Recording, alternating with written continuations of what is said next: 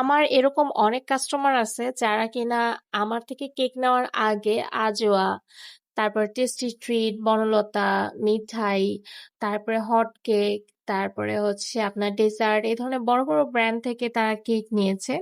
But আমার cake test করার পর তাদের কাছে মনে হয়েছে যে না, আমার কেকটাই সবচেয়ে বেস্ট। তাদের খাওয়া বেস্ট কেক, এবং তারা আমার রেগুলার কাস্টমার হয়ে যায়। অন্য সব ব্র্যান্ড থেকে না নিয়ে তারা আমার কাছ থেকে কেক নেওয়া স্টার্ট করে, এবং এভাবে করেই দেখা যায় যে একজনের মাধ্যমে আরেকজন, আরেকজনের মাধ্যমে আরেকজন, এভাবে করে আমার হচ্ছে পাবলিসিটি হয়।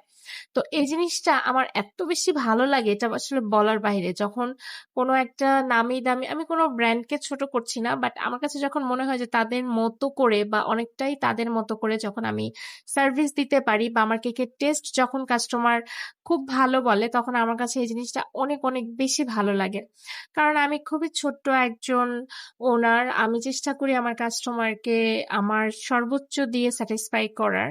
কজ আমার কাছে কোয়ালিটি সবচেয়ে বেশি ইম্পর্টেন্ট, কারণ আমি বিশ্বাস করি যদি কোয়ালিটি ভালো হয় তাহলে কাস্টমার আমি পাবোই, আমার কাছে মানুষ আসবেই ভালো জিনিসের জন্য।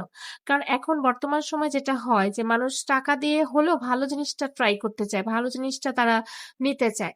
কারণ ভালো জিনিস আর কোয়ালিটিফুল জিনিসের আসলে অনেক বেশি মানে ঘাটতি থাকে আমাদের সবার মধ্যেই। আমরা আসলে টাকা হলেই কিন্তু কোয়ালিটিফুল জিনিস পাই না। তো এই জন্য আমার কাছে খুব বেশি ভালো লাগে যে না, আসলে আমার কেক নিয়ে তারা স্যাটিসফাইড। আর এই জিনিসটা আমাকে অনেক বেশি প্রাউড ফিল করায়। আমি চেষ্টা করি আমার কাস্টমারের জন্য সর্বোচ্চ করার। ইনশাল্লাহ করে যাব। তো আজকের এই জার কেক গুলা, সরি টাপ কেক গুলা ছিল আমার বাসায় খাওয়ার জন্য, এগুলা কিন্তু অর্ডারের না। তো আমি হচ্ছে এভাবে করে রেডি করে নিচ্ছিলাম। বাট এটাও কিন্তু অনেক বেশি মজা হয়েছে।